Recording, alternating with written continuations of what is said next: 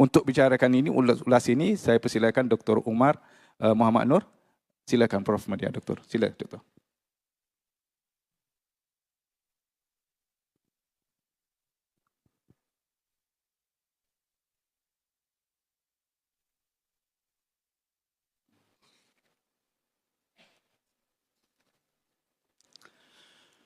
Bismillahirrahmanirrahim. Assalamualaikum warahmatullahi wabarakatuh. Alhamdulillahirabbil alamin wassalatu wassalamu ala sayyidina wa maulana Muhammadin wa ala alihi wa sahbihi ajma'in. Rabbin fa'na bima 'allamtana wa 'allimna ma yanfa'una warzuqna ilman yuqarribuna ilaika rabbal alamin. Allahumma faqihna fid din wa 'allimna at-ta'wil. وافتح علينا فتوح العارفين بك يا رب العالمين ولا حول ولا قوة إلا بالله العلي العظيم. Yang berbahagia Datuk Muhammad Haji bin Ismail, yang berbahagia Tuan Haji Amran Awaluddin, Datuk-datuk, Ashabus Samaha, Asatiza, ahli-ahli panel, tuan-tuan, adik-adik pelajar yang dirahmati oleh Allah Subhanahu wa taala. Alhamdulillah, segala puji bagi Allah Subhanahu wa taala.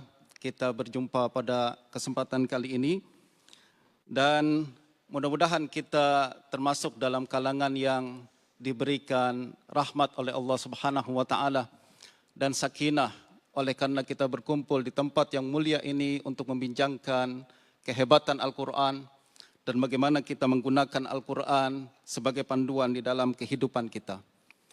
Pada masa ini saya akan berbincang berkenaan dengan sebuah tajuk berkenaan Al-Quran sebagai panduan etika dalam pembangunan teknologi dan aplikasi digital. Pertama-tama kita akan melihat terlebih dahulu apa yang dimaksud dengan teknologi. Teknologi adalah sebuah aspek penghasilan sains yang sifatnya memudahkan sesuatu dan sekiranya perkara itu dilakukan dengan niat yang baik serta digunakan dengan betul, maka kesejahteraan hidup manusia akan terbina.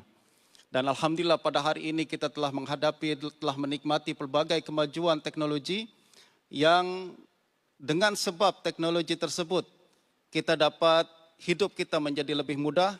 Segala sesuatu yang mungkin sukar kita lakukan pada masa dahulu, pada hari ini dapat kita lakukan dengan mudah, sama ada berkaitan dengan ibadah kita, sama ada berkaitan dengan usaha kita menuntut ilmu dan seluruh aspek kehidupan kita.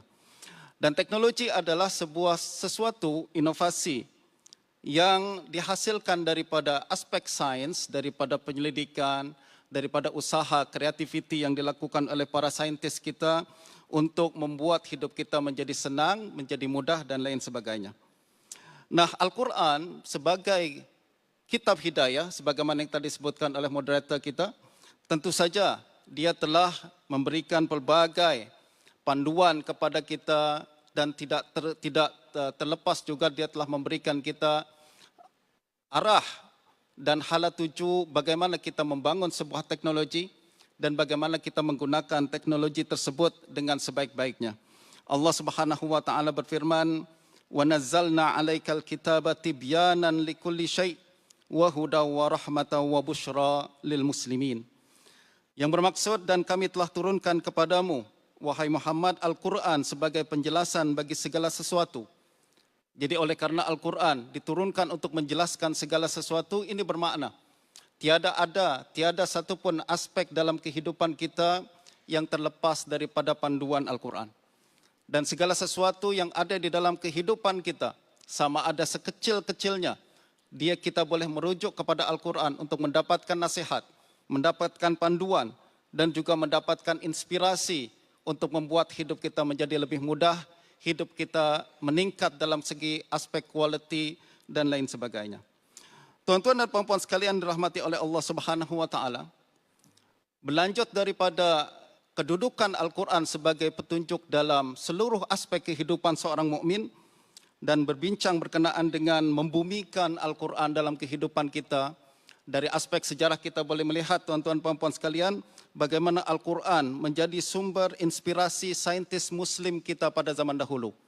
Apabila kita memperhatikan kisah-kisah hidup mereka, dan apabila kita melihat usaha, inovasi yang mereka usahakan dalam kehidupan ini, kita akan melihat bahwa Al-Quran menjadi jantung dan juga menjadi sumber untuk setiap penyelidikan, setiap inovasi, dan setiap usaha yang mereka persembahkan kepada tamadun umat manusia pada zaman tersebut. Ada seorang ulama besar, seorang pakar astronomi yang sangat terkenal, bahkan disebut sebagai founder atau pengasas ilmu sains modern, yaitu Muhammad bin Ahmad Al-Biruni. Saya yakin rekan-rekan dan teman-teman rekan-rekan sekalian pernah mendengar seorang tokoh besar, saintis Muslim yang sangat besar ini. Beliau adalah seorang polimat, orang yang sangat menguasai pelbagai cabang ilmu. Beliau pakar dalam astronomi, beliau pakar dalam bidang sains, beliau pakar dalam bidang teknologi, beliau juga pakar dalam termasuk ilmu-ilmu keislaman seperti teologi, bahasa dan lain sebagainya. Dan salah satu yang menarik daripada Al-Biruni ini adalah beliau mengatakan bahwa motif utama penyelidikan saintifik yang beliau lakukan bersumber daripada Al-Quran, yaitu terutamanya firman Allah Subhanahu wa taala, alladzina yadhkuruna Allaha qiyaman wa qu'udan wa 'ala junubihim wa yatafakkaruna fi khalqis samawati wal ard rabbana ma khalaqta hadza batila subhanak. Beliau mengatakan bahwa ayat tersebut telah menjadi inspirasi beliau dalam melakukan setiap penyelidikan yang menghasilkan inovasi dalam bidang sains dan inovasi dalam pelbagai ilmu-ilmu yang memberikan sumbangan besar kepada manusia. Hal itu adalah karena Allah Subhanahu wa taala dalam ayat ini memuji kalangan yang yatafakkaruna fi khalqis samawati wal ard. Kalangan yang berfikir, merenung berkenaan dengan kejadian langit dan bumi. Oleh karena Allah memuji kalangan yang seperti ini, tadi Prof pun ceritakan bahwa apabila Allah menyebutkan satu perkara, apa impak dia, apa speech of act dia, apa sebenarnya yang dikehendaki daripada ucapan tersebut, pujian tentu saja adalah galakan untuk kita melakukan sesuatu. Dan apabila Allah Subhanahu wa taala memuji kalangan yang berfikir berkenaan dengan kejadian langit dan bumi, bintang, bulan dan lain sebagainya, ini bermakna Allah menyuruh kita untuk melakukan tersebut, dan Al-Biruni menjadikan ayat tersebut sebagai asas, sebagai motif beliau untuk melakukan pelbagai kajian-kajian yang kesan dan juga sumbangannya masih kita rasakan pada hari ini. Begitu juga ada seorang astronomer yang bernama Al-Battani. Al-Battani adalah seorang tokoh astronomi yang tarjamah beliau termasuk disebutkan oleh Imam Az-Zahabi dalam kitab Siyar dan Tarikh Al-Islam. Beliau adalah Muhammad bin Jabir bin Sinan Al-Battani. Al-Battani adalah satu tempat yang ada di Syria pada hari ini, di kawasan Harran. Dan beliau pernah menghasilkan pelbagai sumbangan dalam bidang astronomi untuk menghasilkan alat-alat teropong tertentu dan lain sebagainya. Dan beliau mengatakan, menariknya juga adalah apabila beliau mengatakan bahwa semua penyelidikan saintifik yang beliau lakukan adalah juga bersumberkan daripada Al-Quran. Beliau mengatakan bahwa penyelidikan kita berkenaan dengan benda-benda langit akan memberikan kita kesedaran tentang betulnya, tentang keimanan kita kepada Allah Subhanahu wa taala, tentang tauhid bahwa Allah Subhanahu wa taala Maha Satu, Maha Esa. Dan beliau juga mengatakan bahwa kajian kita berkenaan dengan alam semesta ini akan memberikan kita keyakinan bahwa Allah Maha Kuasa, Allah Maha Bijaksana dan pelbagai sifat-sifat mulia yang lain. Dan berikutnya tuan-tuan, apabila Al-Quran berlanjut kekal menjadi pegangan dan inspirasi bagi para saintis pada zaman dahulu, kita melihat banyak sumbangan yang pernah dilakukan dan diberikan oleh para ulama Islam untuk kemajuan teknologi yang kesannya tetap kita rasakan pada hari ini. Antaranya adalah tuan-tuan pelbagai sumbangan-sumbangan umat Islam dalam pelbagai bidang telah dihimpunkan dan disebutkan dalam sebuah buku bertajuk madza qaddamal muslimuna lil alam.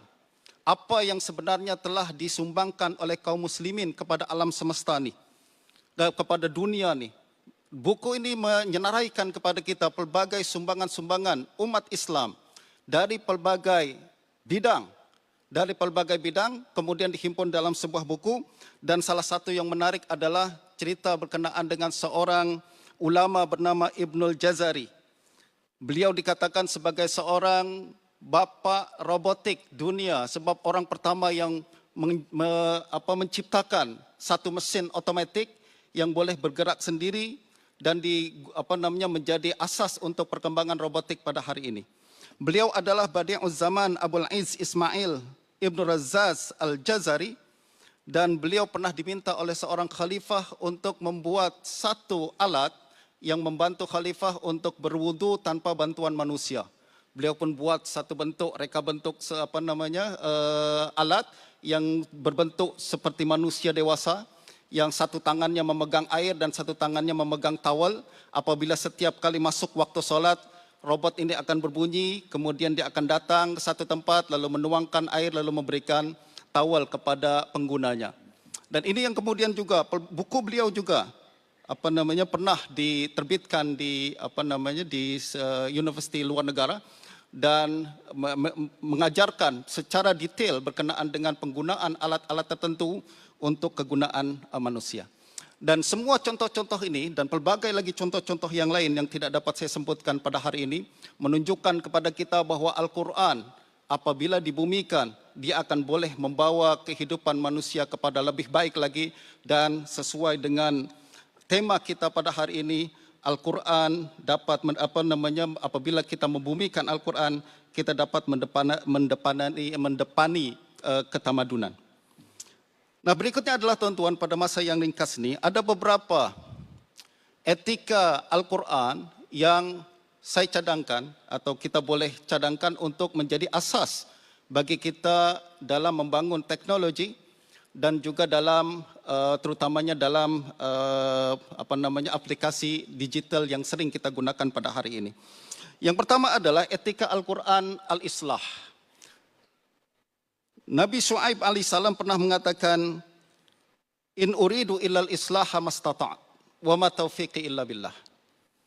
Beliau mengatakan bahwa apa yang saya lakukan dalam dakwah ini tak lain dan tidak bukan hanyalah ingin melakukan islah. Islah secara mudahnya adalah improve atau mengangkat keadaan manusia dari keadaan yang rendah kepada darjat yang lebih baik. Kita ingin membuat masyarakat kita mengangkat masyarakat kita kepada satu kualiti hidup yang lebih baik.